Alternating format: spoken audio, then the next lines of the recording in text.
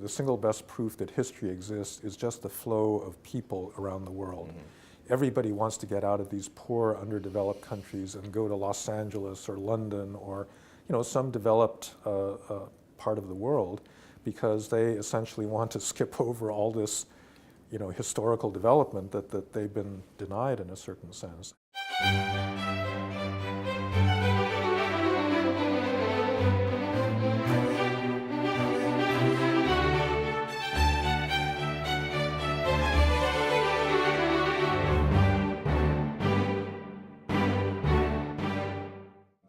If the driving force of history from Hegel's point of view was, in a way, the individual search for dignity or his quest for recognition, in your recent books you seem less interested in that, although it's certainly still present, but you're more interested in the social nature of man, his kinship structures, the way his social nature has evolved over time, and his the way in which his spiritedness can be captured by things other than dignity.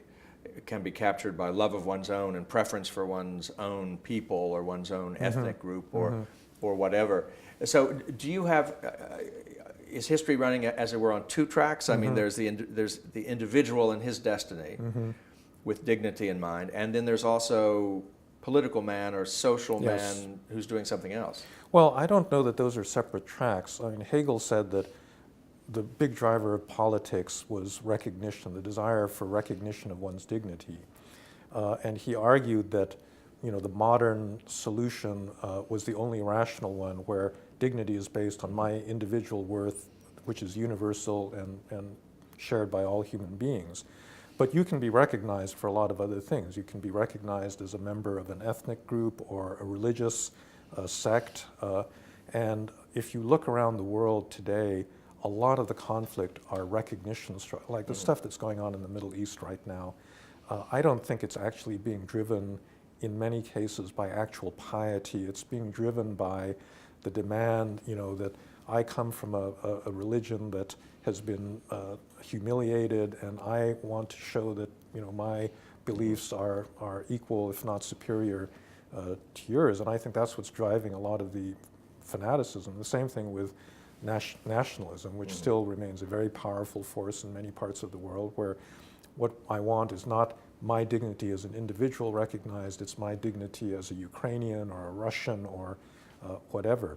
And so that transition from these kind of partial forms of dignity to a universal form is still, so Hegel understood that this was the only rational form of recognition. But that transition is a very difficult one to make in many societies. One of the peculiarities of your earlier treatment was you didn't really talk much about the state, although the state is the culmination of history in Hegel's account too. I mean, der Staat, a Rechtsstaat with rights and laws and individual dignity.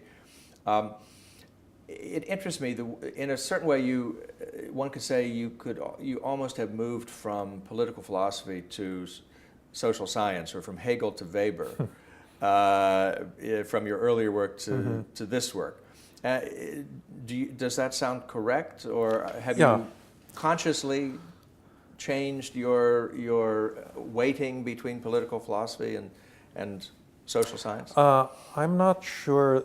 It partly has to do with my own self-education, because I started my academic career reading a lot of political philosophy, but this kind of classics of social theory, Adam Smith, Max Weber, Durkheim, all of these people I had really not been very familiar with.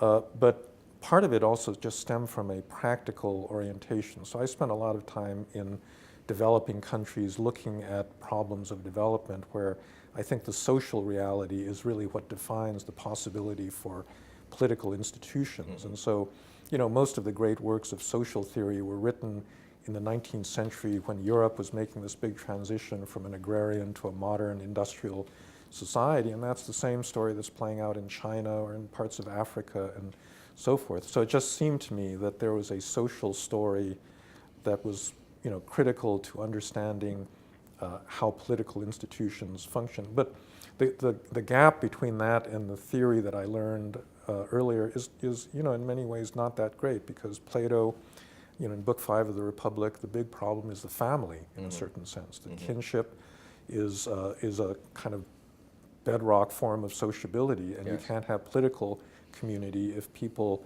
respect their families more than the polis. And so I think there's a way of bridging these worlds. Well, you have Montesquieu, you have there are other theorists who do enter in interesting ways into these. And Tocqueville, Tocqueville has always been probably one of my favorite philosophers, because he's completely immersed in the social dimensions. When he talks about the art of association, that's a sub-political, part of American, you could call it political culture in the United States that isn't really defined in the formal political system, but nonetheless has a very powerful influence on the nature of American democracy. Right. So if you gave up Hegel, you would still have an interesting and sweeping edifice of analysis here, but you haven't given him up, and you won't give him up. So what is it that he brings that you don't find in Aristotle or Montesquieu or Samuel Huntington or Max Weber? Well, I'm not committed to Hegel, but I do actually believe that there's such a thing as history. And again, this kind of comes from my experience in developing countries.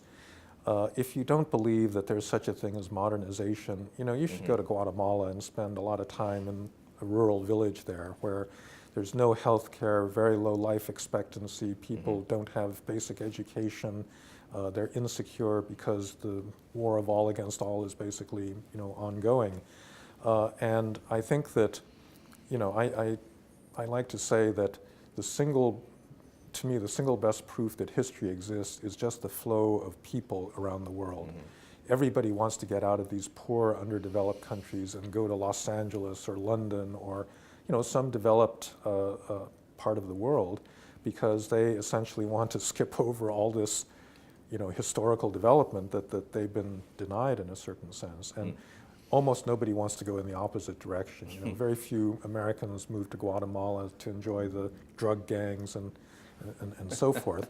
So, so I think that's the sense in which I believe that, Hegel was onto something, that there is a broader process of societies evolving, and, that's part of the political reality that we have to deal with. But presumably people wanted to flee from the provinces to Rome in antiquity as well, because that's where the action was, and that's where civilization was. But you're talking really about something that's more fundamental than any one political empire.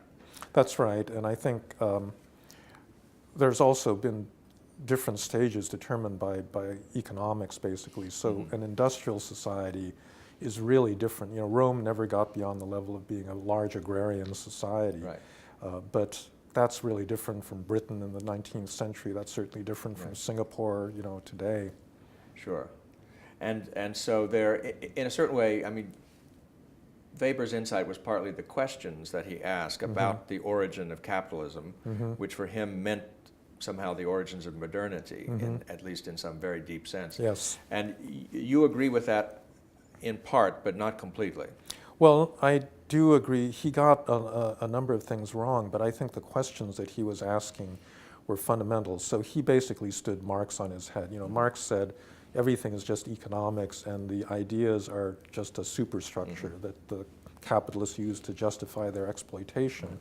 And Weber said, no, actually the ideas are fundamental, and that's what makes the capitalist world possible. And I think that's fundamentally right. I think that if you didn't have this change in the nature of the individual and how people thought about individual choice as opposed to communal choice, you couldn't have had the modern world.